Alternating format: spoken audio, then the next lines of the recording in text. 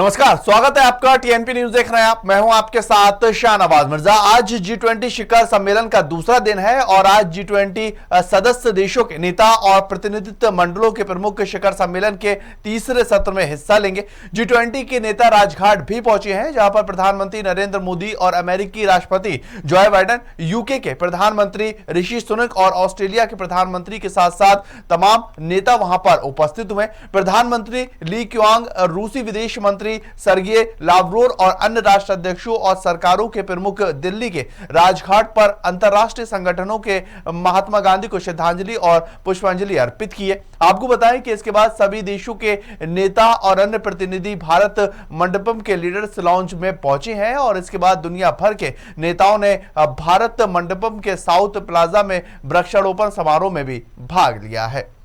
United kingdom के प्रधानमंत्री ऋषि सुनक समय समय पर अपने धर्म के प्रति आस्था दिखाते ही रहते हैं और आपको बताते चलें कि पीएम बनने से पहले हो या फिर प्रधानमंत्री बनने के बाद हो, उन्होंने कई बार ये कहा है कि वो हिंदू होने पर गर्व महसूस करते हैं। G20 शिखर सम्मेलन में शामिल होने भारत आए ऋषि सुनक ने एक बार फिर ये दिखाया है कि हिंदू धर्म में उनकी कितनी आस्था है। दरअसल रविवार सुबह सुनक अपनी पत्नी के साथ दिल्ली के अक्षरधाम मंदिर में दर्शन के लिए पहुंचे और यहां पर 45 मिनट तक अक्षरधाम मंदिर के निदेशक ज्योतित्र दवे का यह कहना है कि ऋषि सुनक मंदिर में काफी देर तक रहे और उनकी पूजा बहुत देर तक चली है। इस दौरान उनके साथ आए लोग ये कहते हैं कि हमारे पास समय कम है, लेकिन हम उनको कैसे रोक सकते हैं। उन्होंने यहां पर पूरी श्रद्धा से पूजा की है और ज्योतिन्द्र ने आगे ये बताया कि हमने आज जो देखा है वो पूरी तरह से सच बात है। उनकी आंखें क्रियाओं में जो प्रेम भक्ति थी वो एक राजकीय नेता या प्रधानमंत्री की नहीं बल्कि एक भक्त की भक्ति नजर आ रही थी। अपने क्षेत्र में रोजगार के लिए फैक्ट्री लगाने की मांग करने वाली महिला को चंद्रयान 4 में भेजने की बात कहने वाले हरियाणा के मुख्यमंत्री मनोहर लाल खट्टर ने अब अपनी बात से यू टर्न ले लिया है और बीते शनिवार को उन्होंने उस महिला से फोन कर बात की और कहा कि चंद्रयान 4 वाली बात उन्होंने मजाक में कह दी थी। सीएम खट्टर ने महिला सुमन से बात कर कहा कि मैंने किसी दुर्भावना से प्रेरित होकर वो बात नहीं कही। मैं तो बहन बेटियों की कद्र करता हूं और मैंने तो छोटी बहन मानकर मजाक किया था। आपको बताएं कि हासी के गांव थुराना में जन संवाद कार्यक्रम के दौरान महिला सुमन ने गांव के अंदर फैक्ट्री लगाने की मांग की थी और इस पर सीएम खट्टर ने उन्हें कहा था कि वो जब चंद्रयान 4 जाएगा तो उसमें उन्हें भेजा जाएगा। इसके बाद वहां मौजूद लोग ठाके मारकर हंसने लगे और सीएम ने महिला सुमन को नीचे बैठा दिया था। विपक्षी गठबंधन इंडिया के विधानसभा उपचुनाव में 7 में से 4 सीटों पर जीत हासिल करने के एक दिन के बाद आम आदमी पार्टी के राष्ट्रीय संयोजक और दिल्ली के सीएम अरविंद केजरीवाल ने बीते शनिवार को भारतीय जनता पार्टी के ऊपर हमला बोला। उन्होंने कहा कि विपक्षी गठबंधन बहुत शक्तिशाली है और भारतीय जनता पार्टी इसलिए बौखलाई हुई है। दिल्ली के मुख्यमंत्री ने सोशल मीडिया के ऊपर उपचुनाव 2023 का परिणाम भी साझा किया और दिल्ली के सीएम ने यह लिखा है कि विपक्षी गठबंधन इंडिया बहुत ही ज्यादा शक्तिशाली है। भारतीय जनता पार्टी की बौखलाहट यही कारण है और यही कारण कि भारतीय जनता पार्टी देश का नाम बदलना चाहती है। उन्होंने कहा उत्तर प्रदेश, त्रिपुरा और पश्चिम बंगाल सहित कुल 6 राज्यों की 7 विधानसभा सीटों के उपचुनाव ये दर्शाते हैं कि 2024 का नतीजा आखिर क्या होने वाला है। 2024 के लोकसभा चुनाव को लेकर सभी पार्टियां चुनावी रणनीति बनाने में लगी हुई हैं और भारतीय जनता पार्टी जहां एक बार फिर से अपनी सरकार बनाने की जुगत में लगी है, वहीं पर कांग्रेस और अन्य विपक्षी पार्टियां अपने साथ मिलकर भारतीय जनता पार्टी को सत्ता से बाहर करने पर जोर शोर से चुनावी मैदान में कदम रख रही। भारतीय जनता पार्टी की तरफ से 2024 के लोकसभा चुनाव में उतरने का रणनीतिक खाका तैयार किया गया है और भारतीय जनता पार्टी इस महीने के अंत तक देश भर में अपने 250 से ज्यादा कॉल सेंटर बना लेगी।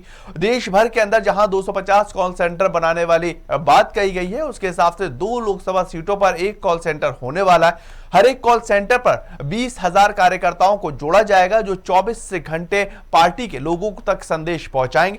यानी कि मोबाइल फोन के जरिए पार्टी इस बार ज्यादा से ज्यादा लोगों तक पहुंचने की कोशिश में लगी है और कॉल सेंटरों को लेकर भारतीय जनता पार्टी के राष्ट्रीय अध्यक्ष जेपी नड्डा और केंद्र गृह मंत्री अमित शाह और संगठन महामंत्री बीएल संतोष कॉल सेंटर स्थापित करने वाले शीर्ष पदाधिकारियों के साथ मीटिंग भी कर चुके हैं। उत्तर अफ्रीकी का शहर मोरक्को के अंदर 8 सितंबर की रात को आए 6.8 तीव्रता के भूकंप ने अफ्रीका देश में एक बड़े पैमाने पर तबाही को मचाया। इस प्रकृति आपदा के बाद मौतों की संख्या लगातार बढ़ रही है और अब तक 2000 से ज्यादा लोगों की जान जा चुकी है। भूकंप आने से 48 घंटे के बाद राहत और बचाव कार्य जारी है और मरने वालों की संख्या भी बढ़ सकती है। हजारों घायलों को अस्पताल के अंदर भर्ती करवाया गया है और सैकड़ों इमारतों के जमींदोज होने के कारण हजारों लोग बेघर भी हो चुके। वहीं अल जजीरा के अनुसार मोरक्को में 3 दिन के अंदर राष्ट्रीय शोक की घोषणा की गई है और मोरक्को सेना के एक बयान के अनुसार वहां के किंग मोहम्मद बीआई ने सशस्त्र बलों की स्पेशल सर्च एंड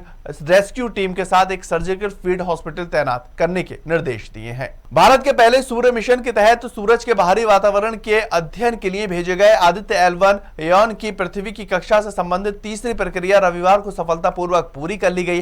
भारतीय अंतरिक्ष अनुसंधान संगठन इसरो ने यह जानकारी दी है और इसरो ने बताया कि अंतरिक्ष एजेंसियों के बेंगलोर स्थित टेलीमेट्री और ट्रैकिंग एंड कमांड नेटवर्क ने इस अभियान को सफलतापूर्वक अंजाम दिया। इसरो ने सोशल मीडिया मंच एक्स के ऊपर यह लिखा है कि पृथ्वी की कक्षा से संबंधित तीसरी प्रक्रिया जो है वो सफलतापूर्वक पूरी हुई है और मॉरिशस, बेंगलोर और साथ ही साथ SDSC यानी कि सतीश धवन अंतरराष्ट्रीय केंद्र जो है वो आगे भी कार्य कर रहा है। राजधानी दिल्ली में इस वक्त 2 दिवसीय G20 शिखर सम्मेलन जारी है और सियासी सरगर्मी के बीच शनिवार दोपहर से ही दिल्ली NCR के अंदर झमाझम बारिश हो रही।